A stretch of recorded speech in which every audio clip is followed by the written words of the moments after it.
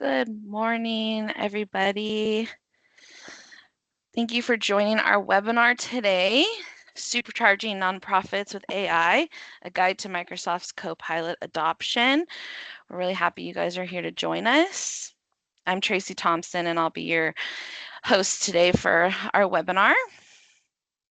Just going to go over a few housekeeping slides before we get started.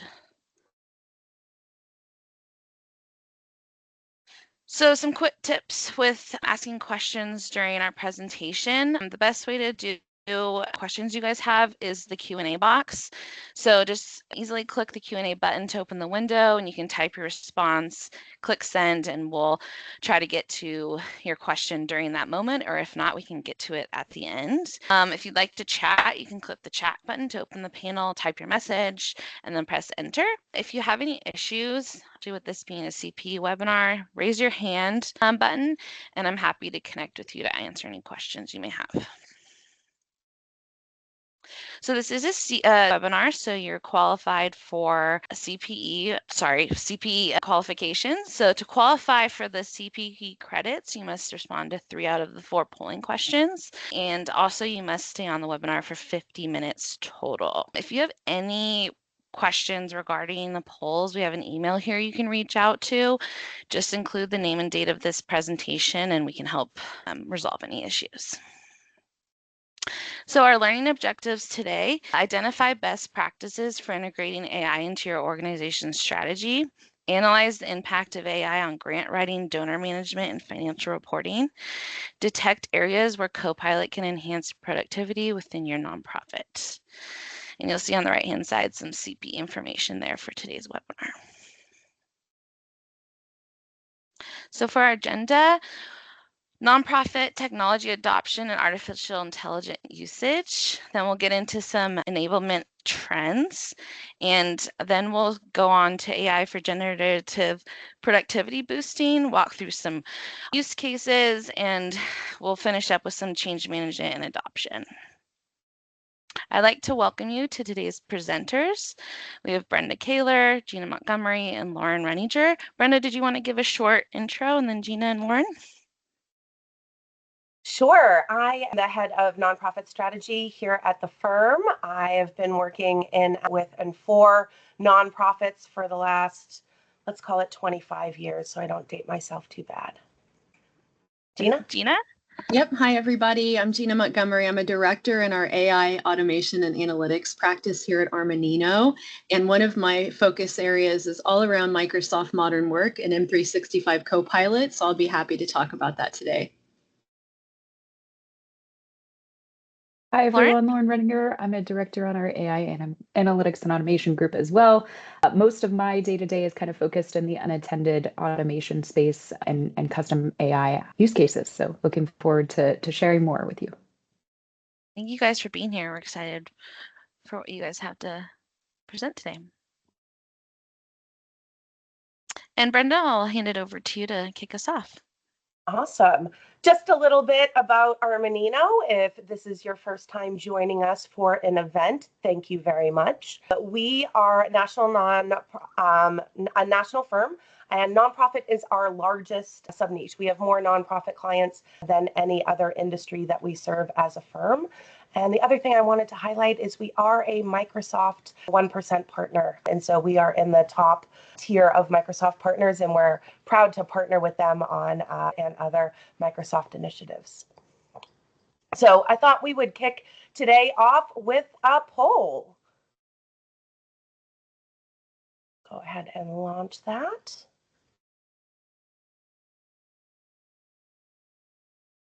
We're getting it going here. Here we go. Can you guys see that? Excellent. Great. So before we jump into the AI, we thought we would set the stage by the current environment we find ourselves all in today. Is your organization currently being impacted by all of these federal funding cuts? Are you seeing grants go away? Yes, not yet, but you know it's coming, or you don't think you're going to be impacted too much, in which case you are one of the lucky ones. We'll give this a few moments.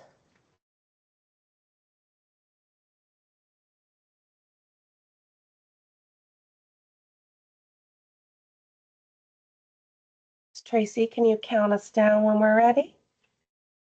Yeah. I think we'll close it here. All right, go ahead and show the results, please.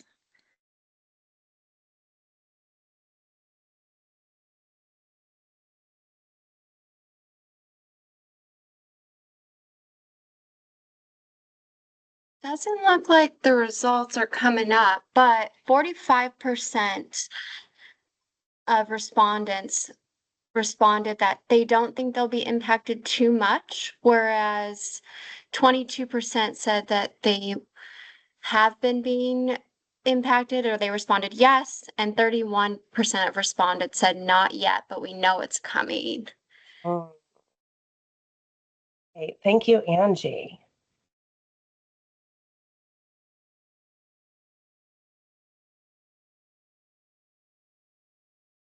All right, jumping right in.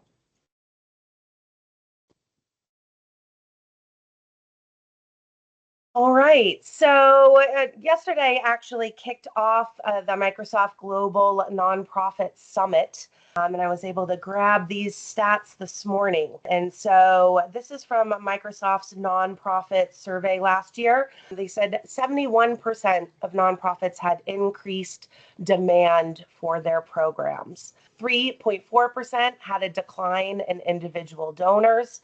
62% of nonprofit leaders are worried about long-term financial stability. That's probably higher at this point. And more than 50% of US nonprofits are operating on a financial precipice. And so that's pretty doom and gloom. So let's get into some more. Next slide. So nonprofits are the largest employer of the private sector, and with all of these funding freezes that are affecting a good majority of you today, 12.7 million people are employed, and those are being cut as these aid programs, these federal agencies are being limited in what they can do and are letting their programs and people go.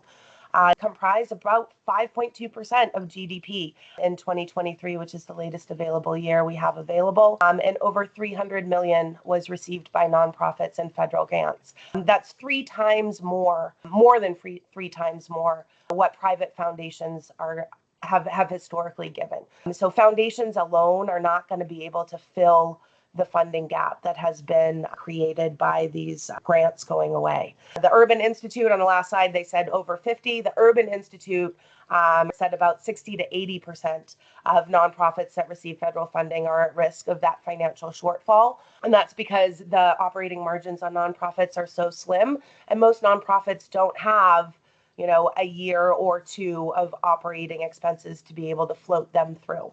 Next slide. So 2 out of 3 nonprofits receive at least one federal grant or contract. So that's just about everybody. For larger nonprofits, so nonprofits over 10 million in revenue, on average, 54% of revenue is from federal grants. And so larger nonprofits are disproportionately more affected by all of these restrictions in the federal grants. And most nonprofits that receive government funding have a very slim operating surplus. So that really highlights the reasons why we've got to work smarter, not harder. We've got to use things that are going to help us be more efficient as our funding get cut, as we are looking at tough decisions about reducing programs, changing the way that we operate as an organization, and other tough decisions. Next slide.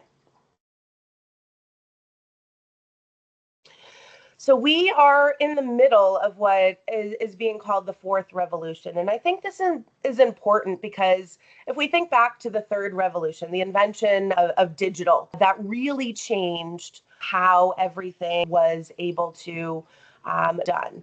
But the second revolution, I think, that's the advent of electricity, is more similar to the current revolution than even the digital revolution. And the reason why is because of the infrastructure that needs to be created to be able to take part of this. When electricity was invented, when Albert Einstein created that light bulb, I don't think that he realized what an electrical grid infrastructure was going to look like, and all of the appliances that would be created to be able to run on electricity. If somebody from the 1800s was to come to our time now and see things like a blender and an oven and a microwave and a refrigerator. That would blow their minds, right? That is something they couldn't have even imagined because electricity didn't invent. It didn't exist. It wasn't invented yet. And so I think that's the kind of era that we're in, where we don't even know what the world is going to look like in 10, 15, 50, 100 years with the advent of this technology, because it is revolutionizing the kind of space that needs to be created to be able to do that. And so creating apps, creating agents, being able to run things in Copilot is really exciting. And you're the ones, it's much easier to create an appliance, say for electricity, than it is to create an electrical grid. And so creating a Copilot, creating a GPT, something like that is more akin to creating the appliance versus creating the technology. And that can be very widespread. Next slide. So a couple of facts from our AI survey that we did last year. Where do you believe that AI could help you the most? And it's no surprise here that this is no different from any other industry that we've surveyed on this. Reporting and data analytics. Information is power, and we all want more of it. Nonprofits are sitting on a treasure trove of data, but are you monetizing it, and are you using it? And are you doing that in the most efficient way that's going to get you to where you need to go? Next slide.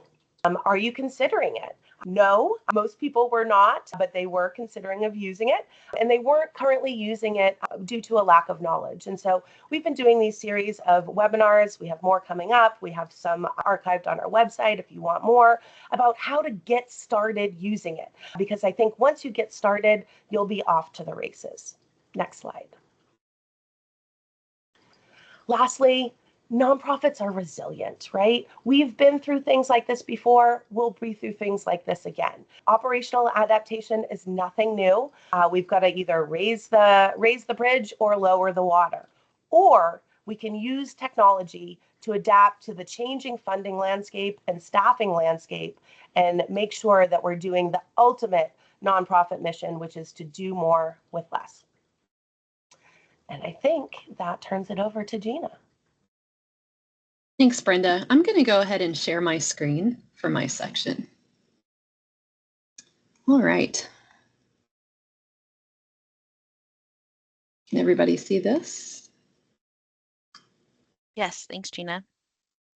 Oh, sorry, I had just one little glitch. One more time. Okay, here we go. All right, so let's talk a little bit about AI enablement trends. We talk to a lot of nonprofits on a daily basis, and these are just some of the questions that we're hearing when it comes to AI enablement in the organization. Questions such as, how do we identify and prioritize our use cases?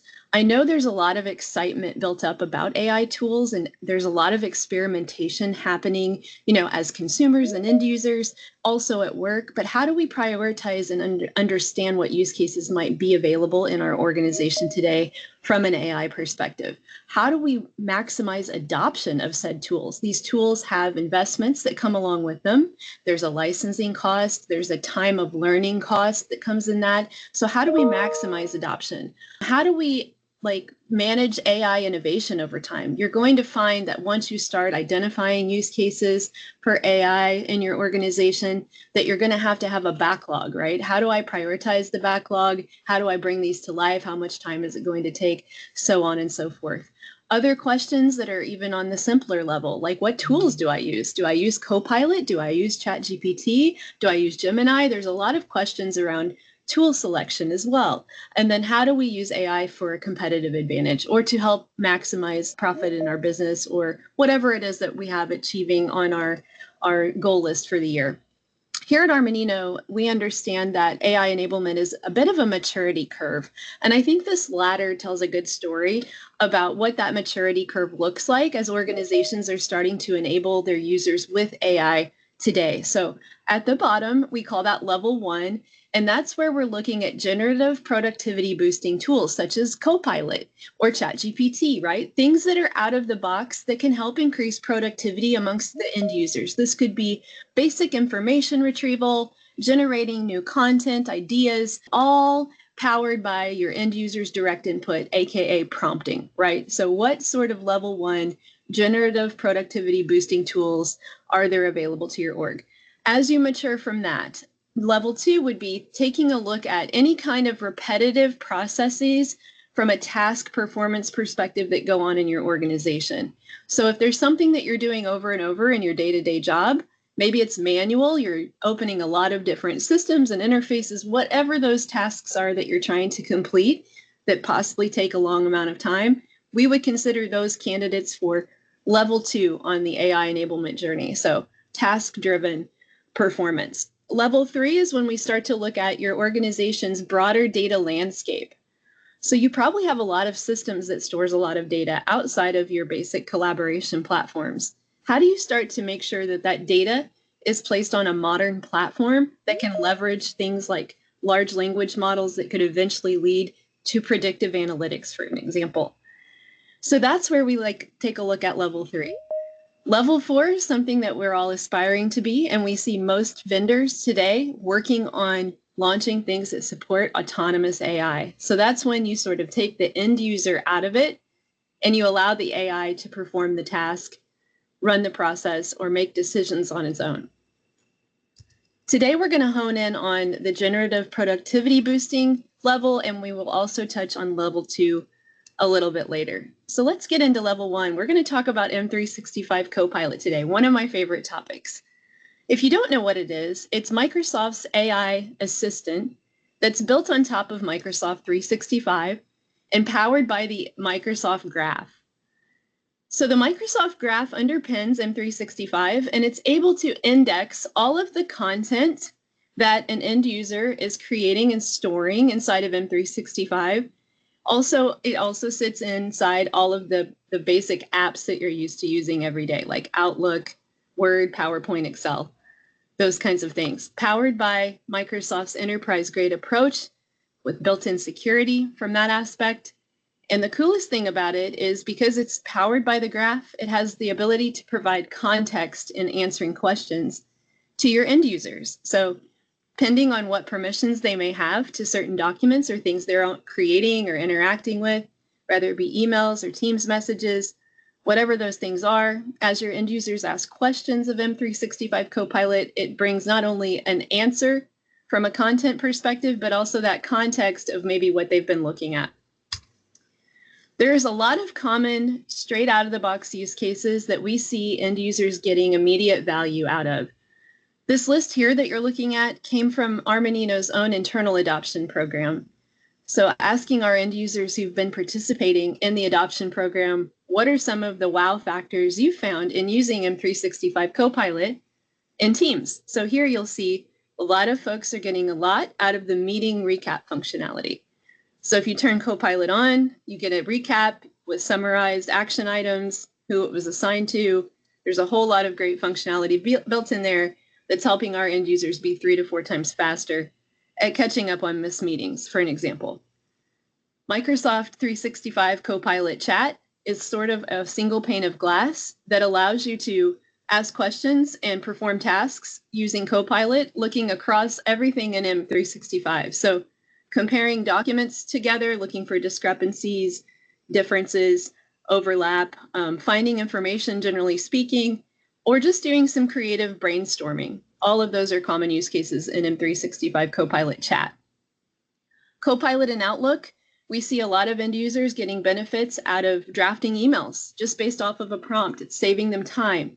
Or adjusting their emails to a certain length or tone, right? Like sometimes we're not writing enough, or maybe we're writing too much and we want to make it more concise, more professional, maybe more direct, more casual. Having Copilot help with that is also a big one. And then the last one we see our end users raving about is just summarizing lengthy emails or email chains, right? Like sometimes we'll have 20 messages in an email chain. So how do I get to the bottom of the key points from that? So Copilot helps with that. Copilot in Word, blank page syndrome is a real thing. How do I get started drafting something? Copilot for M365 in Word can help you with that. Same thing with tone or clarity, trying to lengthen a document, shorten a document, summarize the document. You can also create a document from a file that you have saved. Those are all key use cases. Copilot in PowerPoint, just again, blank page syndrome. Maybe I have a Word doc and I want to create a presentation from it, or I want to get started with a presentation on a topic and I don't know where to get started. Or maybe I need help generating speaker notes because I have to present. All of these are common use cases out of the box with M365 Copilot. And then finally, Copilot in Excel. How do I take table-based data and create data visualizations? Top notch. That's the most used out of the box feature we see from our end users in Copilot in Excel, and then just being able to ask natural language questions of the data that sits in there. So a lot going on from just out of the box. But for this next section, before we get going, we have another poll that I would just like to ask about your current usage of M365 Copilot, and then I will be able to show you a use case demo. So the poll is now presenting. It's in chat. It's also popped up on the screen.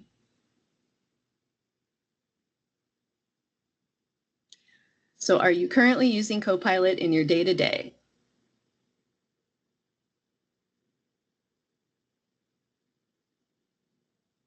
Still see a couple responses coming in. If you look in chat, it should be right above your message, Anne. All right, so let's go ahead and wrap the poll up.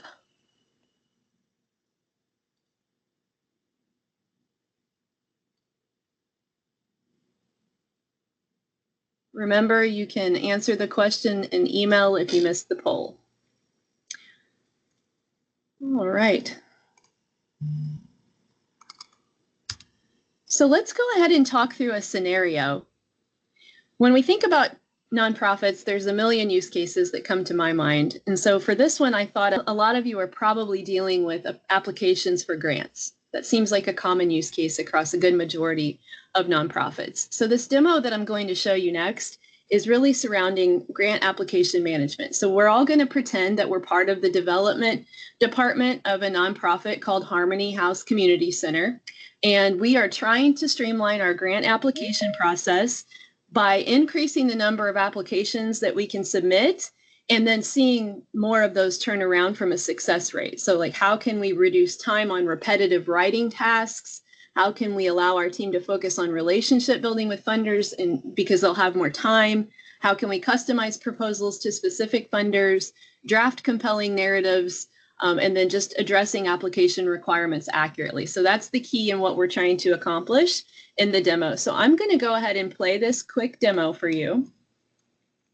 Let me know if for some reason you can't hear.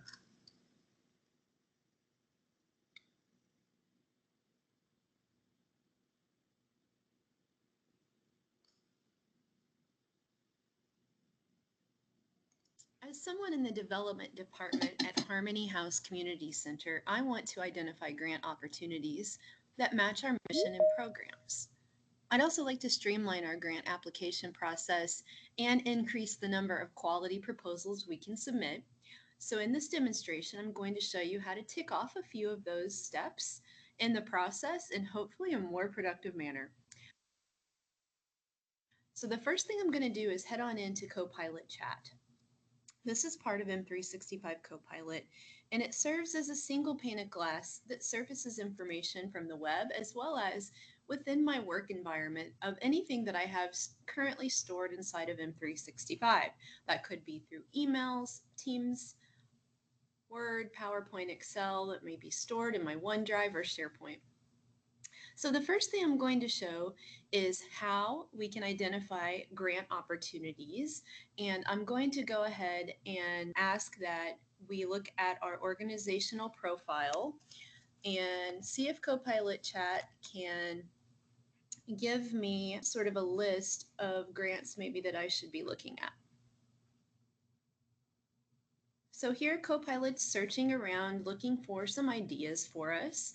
And it's gone in and created an Excel sheet for us, and we're going to be able to export it here in a second. But you can see that it's included things like the grant's name, the deadline, the funding amount, and then how it aligns with our current programs. So this has been very exciting just because I was able to get that very quickly. So if I tell it to export it to Excel, it should give us an exportable copy.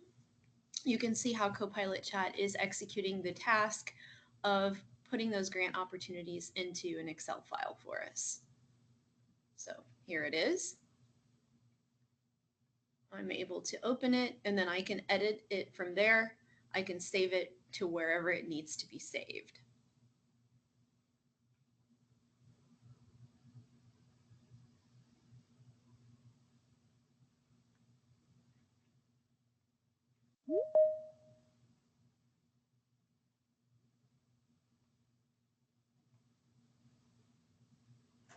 So here we go. I can turn it into a table, but now I have a nice, easy spreadsheet where I can start to track grant opportunities that are aligned to my organization. All right.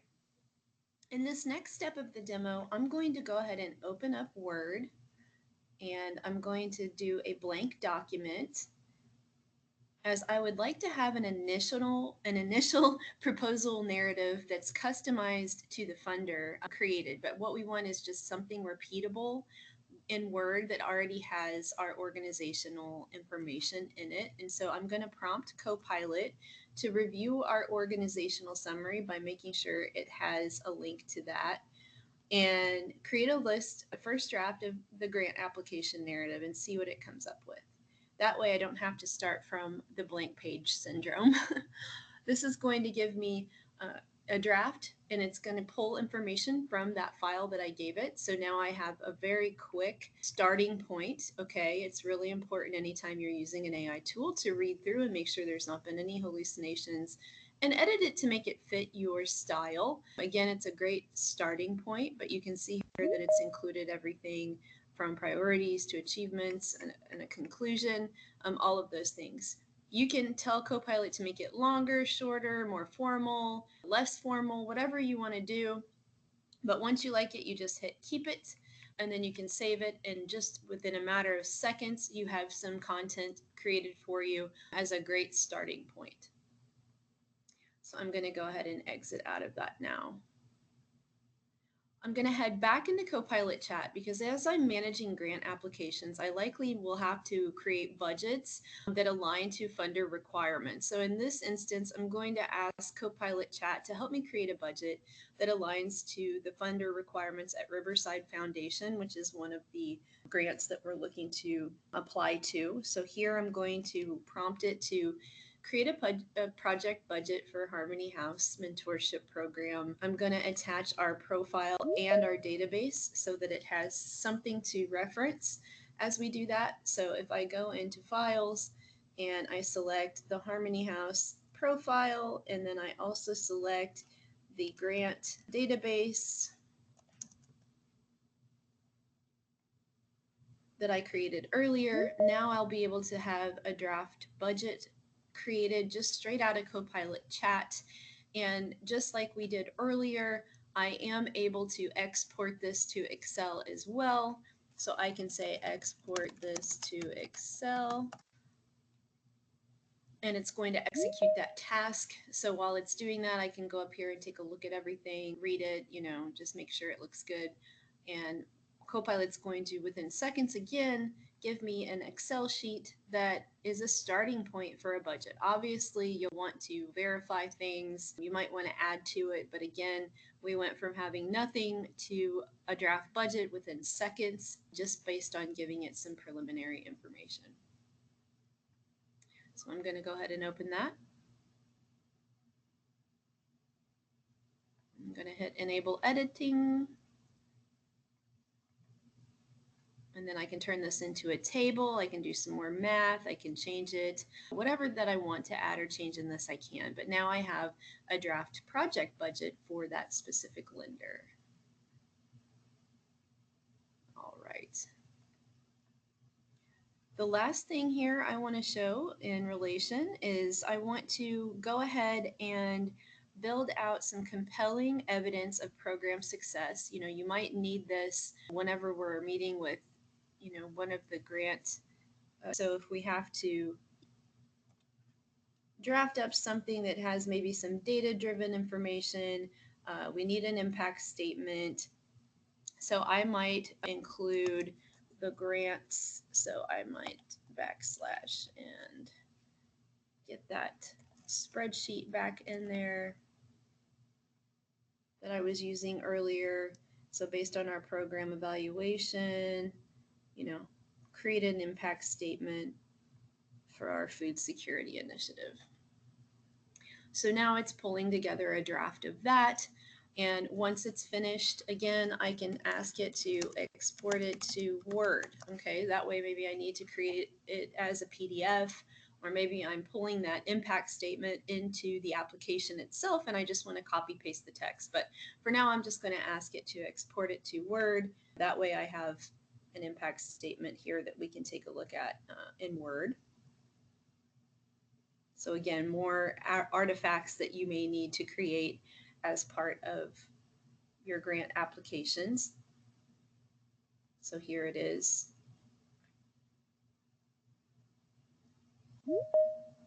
Yep. So I have this text now readily available, which is fantastic. And then the last thing I might want to do as part of, this whole initiative around productivity around the grant application management process, we've created a list of possible grants to go after. We've created some sample budget impact statements, our narrative for grant applications, and now we might want a place to track how we're doing on applying to those. So if we need to track things like deadlines, submissions, reporting requirements, all of that, a tracker of some sort would be great. So we're going to go ahead and give Copilot Chat here another task to do. So I'm going to say create a grant tracking plan, okay? And I want specific things. I'm going to tell it to add color just to see if it can do that. More than likely, you'll have to apply the color yourself as you go through the grant application process, but it'll at least give you an idea of how to label those so that you have that. And then once that's done, I'm going to tell it to export this to Excel. And I want a separate column for each checklist item. I don't want all the checklist items in one column. So, being specific when you're prompting Copilot will give you the best results. So now it's going to go ahead and give me that application tracker based on these categories up here. And it's telling me that I can highlight things as we go according to different colors that we've defined here. So if I were to go ahead and open that grant application tracker in Excel, now I can save that somewhere and I can be organized just in the matter of seconds.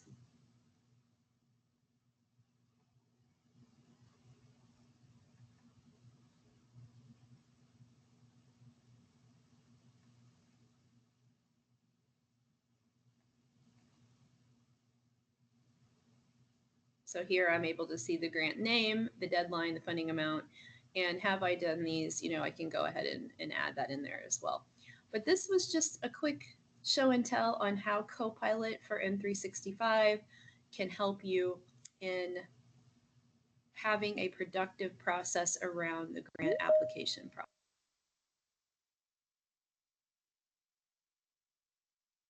Right. So these were the steps that we took in the demo. This will be part of the leave behind. So if you're curious in trying some of these prompts yourself, I've made them easily available here on this prompt use case card, as we like to call it. So this is how you hack a use case, by kind of process stepping out each thing and then adding a prompt that you can try for each of those. So that was a use case. Hopefully it's given you a little bit of inspiration as to what Copilot might be able to do for you. I want to talk a little bit about adoption and change management.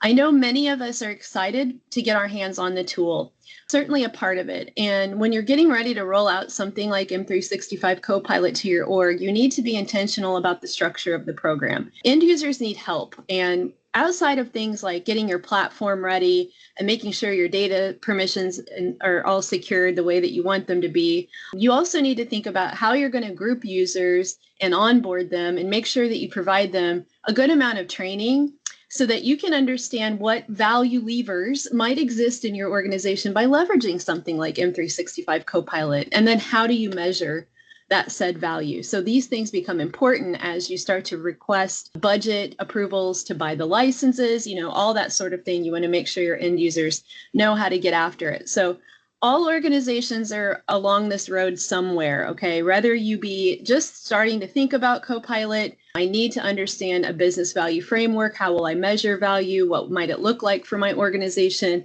All the way to data and technical security readiness, having a change in adoption plan, or maybe you want to connect Copilot to external data sources, or even start to build some custom agents or bots, which you'll hear about here in a little bit. No matter where you are on the journey, these are the types of steps that you want to think about taking. So we're going to talk for a moment about business value framework and change in adoption. You might notice behind me this really fun background. I'm part of the mission crew here at Armanino, which means I'm running the adoption program that we've labeled in a theme called the Cosmic Copilot Adventure. So everything's space themed. We've got Commander Armanino over my other shoulder, who happens to be our communications specialist for this. But how to build a good value framework? You need to make sure that you inspire your end users first. When you start to ask them questions about how might you use a tool like this in your day-to-day, without that inspiration, it becomes a little bit hard for an end user to generate a use case for you. So giving them a little bit of training, art of the possible, those types of things, and then have a workshop of some sort where you can start to identify possible use cases. And then you can go and clump those together and start to flesh out a business value use case backlog and understand what themes might be in your organization. From an adoption perspective, you build off that. Like I said, having an engaging theme is really helpful. I know for me, anytime I hear the word, hey, you got to do some training on top of my day job, I'm like, oh no, I don't know if I have time. But if it's fun, it's themed, end users get a little bit more into it, I highly recommend that. And then making sure you're performing activities in a consistent, structured approach. So we like to do our adoption accelerator in 6-week sprints. So identifying what groups that we can help build community around, making sure they're similar in role so that they can talk to each other and have a place to do that about lessons learned or inspirations that they're having a communication schedule for that 6-week period of time, making sure we're feeding them snackable trainings that are 2 minutes or less so we're not bombarding them with big, long, to-dos, having office hours as a place for show and tell. And then we like to wrap up our 6-week engagement with a little bit of competition and doing a promptathon where we have our end users sort of tie all their training together and hack a prompt use case, much like I showed you today with the grant application management process. Time for another poll. So for this one, if we can launch it, please. We'd like to know if your organization has an AI adoption program in place.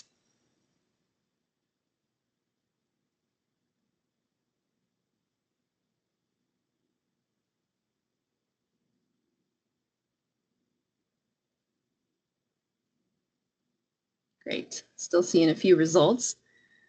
Right now, no is in the lead.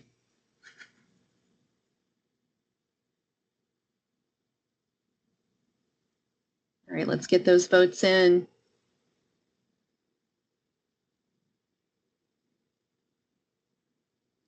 All right.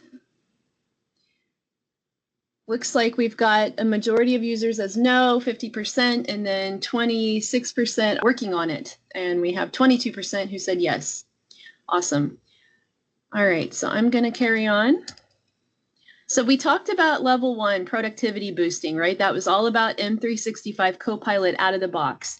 Let's talk a little bit about what happens in the next level. So now you've done your use case backlog and you've identified some processes or tasks that your end users are completing that might need a little bit additional help that's not part of like a standard prompt, what a prompt could do. So I want to introduce something called agents. So Microsoft has released Copilot Studio, which is a tool that you can build agents on that works hand in hand with M365 Copilot to make Copilot more capable, okay? So maybe it's a multi-step process. You want to connect to a third-party data source. There's a variety of reasons why, but having a knowledge source followed by an action and making sure that that can help complete a process or task is really what we're aiming for. There's 3 types of agents that Microsoft has available. The retrieval agent, which we see a ton of, right? I want to have an agent or a bot available for end users to ask questions of and retrieve certain kinds of information in a certain way. And I have an example that I'll show right after this slide of what that might look like from a retrieval perspective. The other agent category, as you're moving up the scale of complexity, is taking actions on a task. So maybe I want a workflow to kick off. So something I can replace repetitive tasks for users with, we can develop an agent for that so that it has a nice workflow that works right on top of it. And then the further up you go on the complexity level of agent building is something called autonomous. So this can orchestrate things, learn, escalate. It's another way that you can create, that next level of AI enablement in your organization to help an end user with something they're doing repetitively, or maybe they can be a little more hands-off now, right? You can think of it in that aspect. So let's talk about a retrieval example. So as part of our own internal adoption at Armanino, one of the use cases that we uncovered during our cohort 1, which was our first group of users, this was from our audit department. Armanino offers other kinds of consulting services, and we have a whole team of folks in audit. And they were doing a task over and over where they were summarizing board meeting minutes from their clients. Sometimes they were like long, multi-pages, multiple attachments, and they just wanted a quick way to do that. So we built a retrieval-based agent in SharePoint so that they could upload those notes into the agent. The agent would automatically summarize it and produce an output of the summary that was consistent. So they wanted to see it in a certain way each time. This has been a game changer for them, and it's just something small. So just as an example.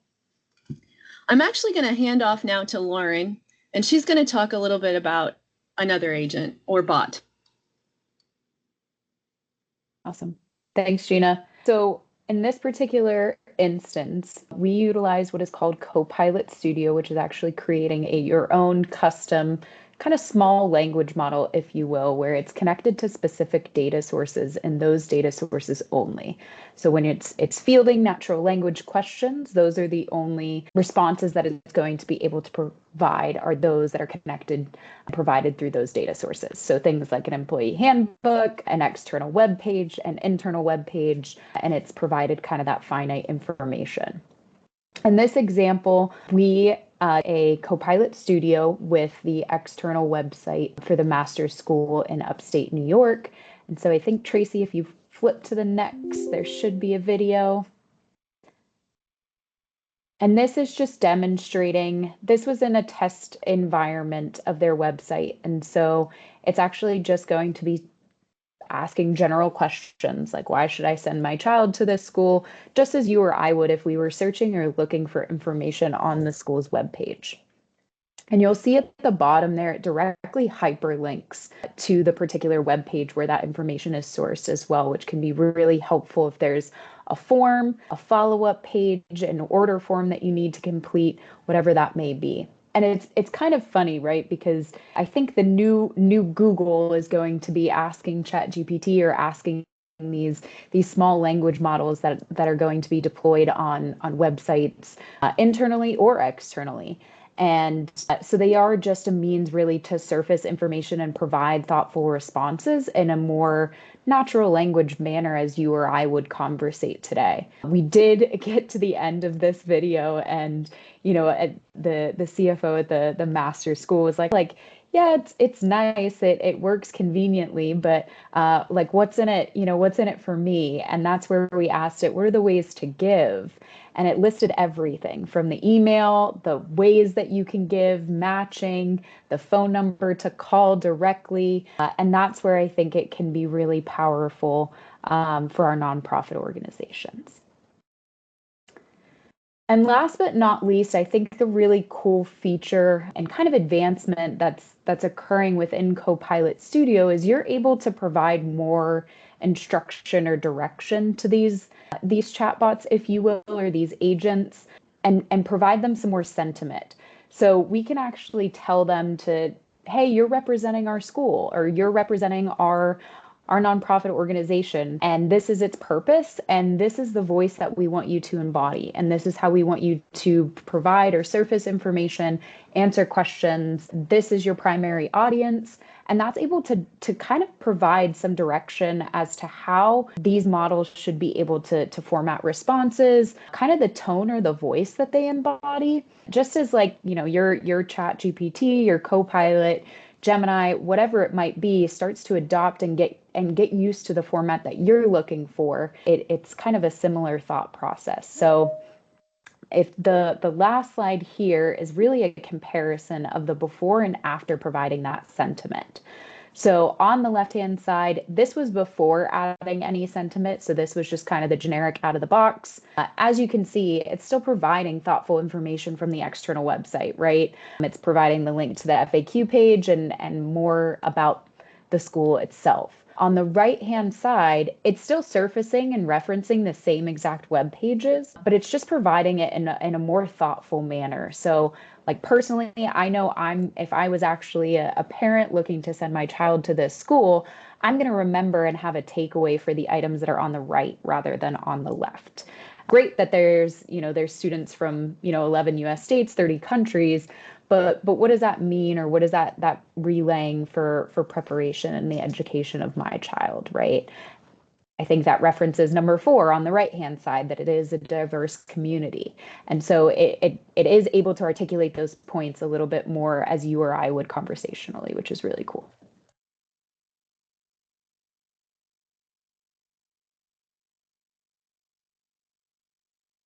So, awesome. I was going to say, Brenda, do you want to take over for final thoughts? Yes. And we do have to go about 10 minutes more. So we have to make sure everybody gets their CPE. So if anybody has any more questions, please drop them in the chat. Key takeaway: AI enablement is a maturity journey. If you're just getting started, a bunch of you said you're not using it, or you're looking to start using it soon. The biggest thing that you have to start with is, what is your policy? If you're not using it as a company, I guarantee you your employees are using it. They're just not telling you about it. And so having an AI policy is probably the first place that you should start. And even if you're not ready to adopt it as a firm, having a policy so that your information, there's a lot of questions in the chat about data and privacy. It's a big deal, right? We don't want to have any sort of breach because somebody uploaded your entire donor list and all of their contact information to the web, right? And now all of that information is going to be used for future training. You want to make sure that you're in a secure environment, that you're providing them a tool that they can use within that system, within that environment, with those data protections. Giving them the productivity boosting tools like M365 Copilot can drive value really quickly. If you ask your staff, your people, your teams, what are the things that they wish would just be automated, would just go away? They would like to use an agent to do it. They would like to use AI to be quicker and faster at their job, to get answers more quickly. They have those things that would be able to use. Tap them, host a hackathon internally, are great ideas to get those into play. And then AI enablement requires the focus on adoption and change management. This is a monumental fourth revolution, industrial revolution of a change, right? You can't just wing it. And if you do, you might find yourself in some of those data and privacy issues. And so we want to make sure that you are doing this in a thoughtful and way. Hey, Brenda. Since we have another minute or two, I just wanted to dwell on the privacy and security piece for data for just one moment. Let's do it. Yeah, just to give everyone a little bit of information on best practices. So when you buy an M365 Copilot subscription, it comes with a tool called SharePoint Advanced Management, and it allows you to run some reporting so you can take a look at least data oversharing risks that might be in your organization. And what that means is, whenever you have end users creating documents, they're probably saving them into OneDrive, or they could be saving them into SharePoint Online, or it could be a team or a Teams channel, right? And depending on the setting of those things. So sometimes we create a Microsoft team and we make it a public team. Or sometimes we create a Microsoft team and we make it a private team. You have to be added to it, right? So like looking at that, same thing in SharePoint. Is it a public site? Is it discoverable by anyone? Or is it a private site with specific permissions? So if you have data living in public sites, public SharePoint sites, public teams, does it need to be there? And who has access to that, right? And so like getting an idea by running that SharePoint Advanced Management tool of what's public versus private is step one. Step two is doing a little bit more granular search. on how end users are sharing documents. How many people can say I'm guilty of, I have a document and I hit share, okay, I made it in Word and I hit share and I said everyone in my organization, instead of naming specific people, like I just want to share this with Brenda and Lauren, I've said everyone in my organization. We want to see how many documents have been shared that way because maybe they shouldn't have, right? So locking those down, setting up some criteria, perhaps leveraging tools like Purview so that you can create automatic sensitivity labels, making sure that you're preventing data loss from that aspect. So that's what we mean when we talk about data security, just because everything in Copilot is discoverable based upon the permissions in your environment. So public versus private, and then how people are sharing information that they're creating. So I just wanted to add to that as just some best practices. Thank you. We've got a number of questions in the chat. You know, obviously this webinar has been focused specifically on Copilot, but there are other tools out there like ChatGPT and Gemini. Do you guys have some pros and cons or compare and contrast or anything? Yeah. Obviously, we think Copilot's great, but we've all used them all. Yeah, I think the best way for me to suggest something to you is based on your use cases. And that goes back to what your main platform of collaboration is today, right? So if you are a Google shop and you're using Google Mail and you're storing all your stuff in Google Docs, well, Gemini might be the right way to go, right? So Google Workspace has premium AI features that are comparable to M365 Copilot. On the other hand, if you're using M365 for everything, you use your email there, you store your documents in SharePoint and OneDrive, then I would suggest you use Copilot, right? Because Copilot has access to all of those things. ChatGPT certainly has its own use cases as well.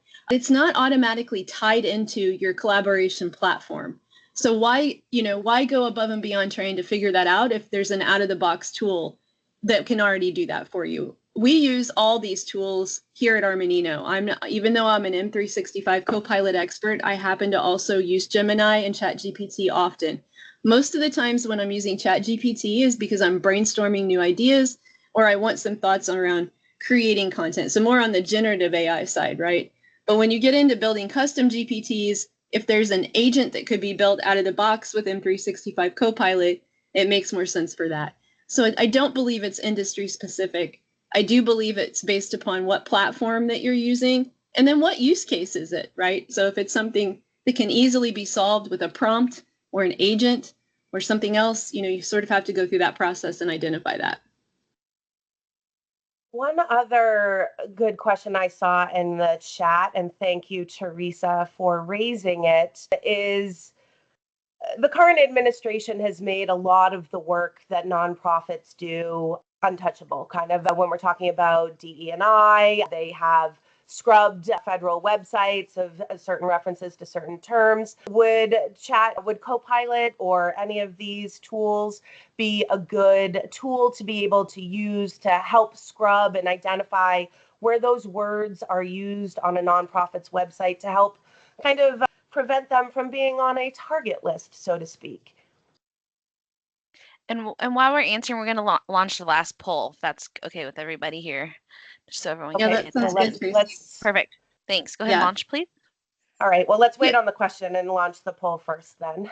What areas of your operations do you believe could be most improved by the application of AI? Risk assessments, fundraising and communications, grant writing, admin tasks, HR, impact measurement, report and data analytics, and finance and accounting. And I believe this is multiple choice. And just a reminder, you do have to be answering 3 out of the 4. If you missed any of these polls, you can go ahead and submit your answers to us either in the chat or at the email we have shared in the chat.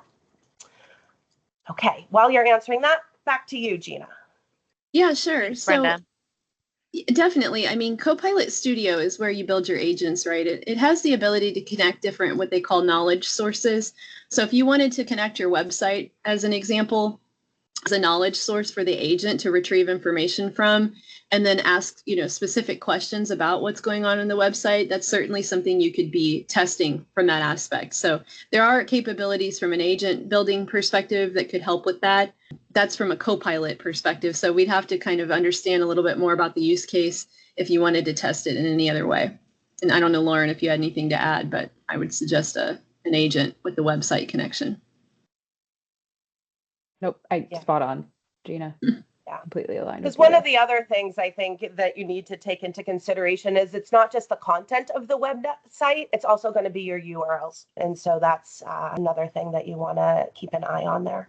Upcoming nonprofit events. We've got more of this. So virtual Power App in a day. So Power App is another platform. You probably already have it if you're using M365 or D365 in your daily. And then we are doing a series of webinars on navigating uncertainty, because that's where we find ourselves these days. So next month, we have Michael Thatcher, the CEO of Charity Navigator, joining us. And in May, we have some other special guests that will be joining us, and we'll release that one after the April webinar. So we do hope you can join us, help continue the conversation. We've got our contact info on the next slide. And if you have any questions, we'll send out the recording and the slides after this event. Thank you so much for attending, and we hope to hear from you soon. Thank you, Brenda. Thank you, Gina. Thank you, Lauren. This is very valuable information. We appreciate everyone joining us today, and be on the lookout for a survey as well. We value your feedback. And again, for the polling questions, just email us and we'll make sure you guys get that credit. Okay. Thank you very much for joining. Have a great day. Everyone. Bye.